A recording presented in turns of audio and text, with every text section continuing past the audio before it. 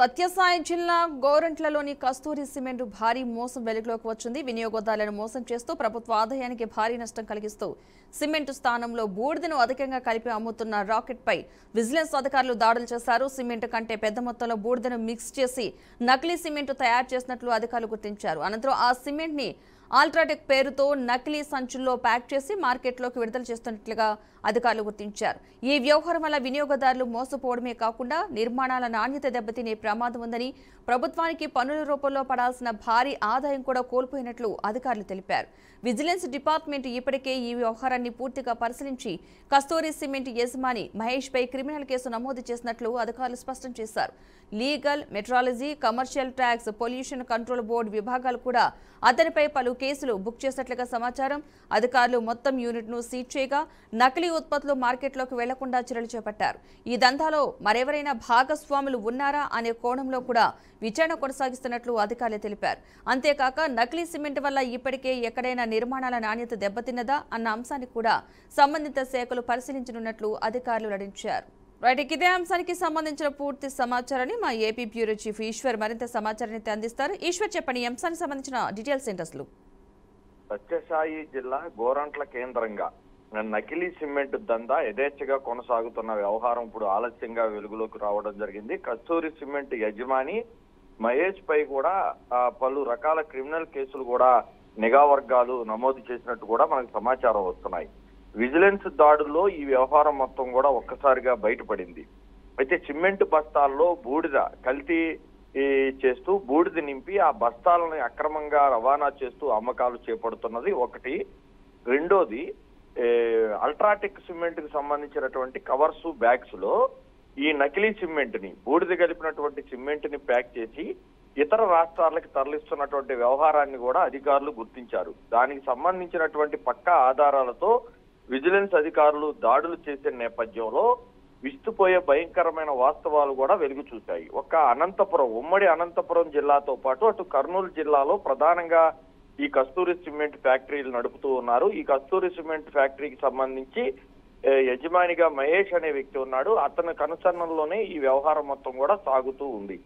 అయితే భవన నిర్మాణదారులు కావచ్చు, బిల్డర్లు కావచ్చు, ఈ కస్తూరి సిమెంట్ ని కొనుగోలు చేసి భవనాలు నిర్మాణాలు చేపట్టిన నేపథ్యంలో వాళ్ళకి కల్తీ జరిగిందా లేదా అనేది తెలియక కస్తూరి సిమెంట్ ఏదైతే ఫ్యాక్టరీ ఉందో వాళ్ళు ఇస్తున్నటువంటి సిమెంట్ బాగానే ఉందనే భావంతో వాళ్ళు భవన నిర్మాణాలు నిర్మించుకునే అవకాశం ఉంటుంది. అవి ఒక్కసారిగా కూలిపోతే దాని బాధ్యత బిల్డర్ వహించాల్సి ఉంటుంది. కానీ బిల్డర్కి తెలియదు ఎప్పుడైతే ఈ కస్తూరి సిమెంట్ యజమాని కల్తీ చేస్తున్నాడన్న విషయం. అయితే దీనికి సంబంధించినటువంటి పక్కా ఎవిడెన్స్ విజిలెన్స్ అధికారులకి రావడంతో విజిలెన్స్ అధికారులతో పాటు లీగల్ మెట్రాలజీ డిపార్ట్మెంట్ తో పాటు commercial tax, pollution control board ఉన్నతాధికారులు కూడా పలు సెక్షన్ల కింద కేసు నమోదు చేశారు. అసలు ఇప్పటి వరకు వీళ్ళు ఎవరెవరికి డెలివరీ చేశారు, ఎంత మేర సిమెంట్ అమ్మకాలు చేపట్టారు, ఆ సిమెంట్ లో ఏ మేరకు బూడిదను కల్తీ చేసి సిమెంట్ ను కల్తీ చేసి బూడిద కలిపి అమ్మకాలు చేపట్టారనే కోణంలో అయితే లోతైన దర్యాప్తు కూడా జరుగుతూ ఉంది. దీంతో పాటుగా ఆ కంపెనీకి సంబంధించినటువంటి యజమాని, ఆ కంపెనీలో ఉన్నటువంటి డైరెక్టర్లు ఎవరెవరైతే ఉన్నారో వాళ్ళ ఇన్వాల్వ్మెంట్ ఏంటనేది దర్యాప్తు కొనసాగుతూ ఉంది.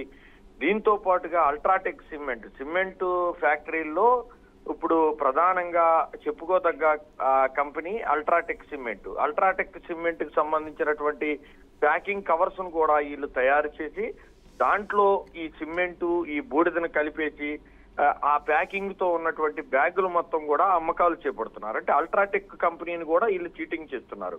అల్ట్రాటెక్ సిమెంట్ కంపెనీకి సంబంధించినటువంటి బ్రాండ్ అల్ట్రాటెక్ అంటే ఖచ్చితంగా బిల్డర్లందరూ కూడా వేరే ఆలోచన లేకుండా ఆ సిమెంట్ లోడ్ దించుకునే అవకాశం ఉంటుంది. దాన్ని ఆసరాగా చేసుకొని UltraTech packing, UltraTech cover, UltraTech colour, ఆ లోగో మొత్తాన్ని కూడా ప్యాకింగ్ చేయటం ద్వారా అల్ట్రాటెక్ సిమెంట్ అనగానే బిల్డర్లందరూ కూడా కొనుగోలు చేస్తారు. దాన్ని దృష్టిలో ఉంచుకొని ఆ విధంగా వీళ్ళు వ్యాపారం చేసి కోట్లాది రూపాయలు దోచుకున్నట్టు ప్రాథమికంగా నిర్ధారణకు రావడం జరిగింది. దీని మీద పలు సెక్షన్ల కింద కేసులు కూడా నమోదు చేశారు.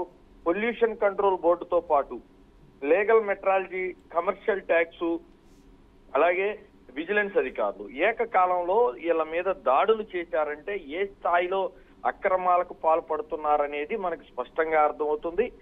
వారు చేసినటువంటి అక్రమాలకు సంబంధించి లోతైన విచారణ ఇంకా కొనసాగుతూ ఉంది. ఎందుకంటే ఎంత మేర వీళ్ళు అక్రమాలకు పాల్పడ్డారు, ఎక్కడెక్కడ ఈ కల్తీ ప్యాకింగ్ చేసి అల్ట్రాటెక్ సిమెంట్లు అమ్మకాలు చేపట్టారు. కస్తూరి సిమెంట్ ఫ్యాక్టరీ పేరుతో రిజిస్టర్ అయింది కాబట్టి వాళ్ళకి సంబంధించినటువంటి కస్తూరి సిమెంట్ బ్యాగులకు సంబంధించి ఎంత మేర డెలివరీలు చేశారు, ఎక్కడెక్కడికి పంపించారు, ఎంత మేర కల్తీ చేశారనేది విచారణలో మరింత బయటకు వచ్చే అవకాశం అయితే కనిపిస్తూ ఉంది. అంటే ఇప్పటి వరకు ఈ కస్తూరి సిమెంట్ ఎవరైతే యూజ్ చేస్తారో వాళ్ళకి సంబంధించిన డీటెయిల్స్ తీసుకోవడం జరిగిందా? అంటే వాళ్ళు ఉపయోగించిన తర్వాత వాళ్ళు కట్టించుకున్న ఏదైనా బిల్డింగ్ కన్స్ట్రక్షన్కి సంబంధించి ఏమైనా ఫాల్ట్ ఉన్నట్టు ఏమైనా గుర్తించడం జరిగిందా? ఖచ్చితంగా కొంతమంది బిల్డర్స్ ఇచ్చినటువంటి ఫిర్యాదు మేరకు అధికారులు రంగంలోకి దిగినట్టు మనకు సమాచారం వస్తుంది. ఎందుకంటే సిమెంట్ కాకుండా సిమెంట్ రూపంలో బూడిద కలిపి ఆ బూడిదని సిమెంట్ లో మిక్స్ చేసి దాన్ని ప్యాకింగ్ చేసి లోడ్స్ ఇతర ప్రాంతాలకి తరలించి అమ్మకాలు చేపడుతున్నారు.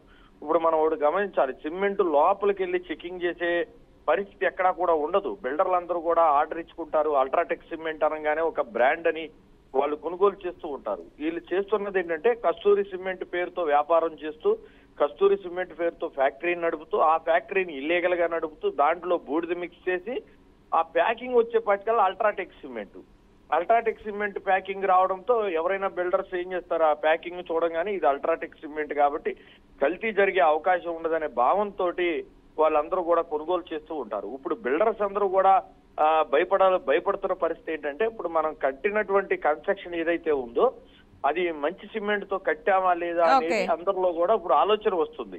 ఎందుకంటే అల్ట్రాటెక్ సిమెంట్ తో కొనుగోలు చేసినటువంటి బిల్డర్స్ మనం కొన్నది ఒరిజినలా డూప్లికేటా అనే భయాందోళనలు కూడా ఇప్పుడు బయటపడే అవకాశం అయితే కనిపిస్తుంది. Right, thank you Eshwar.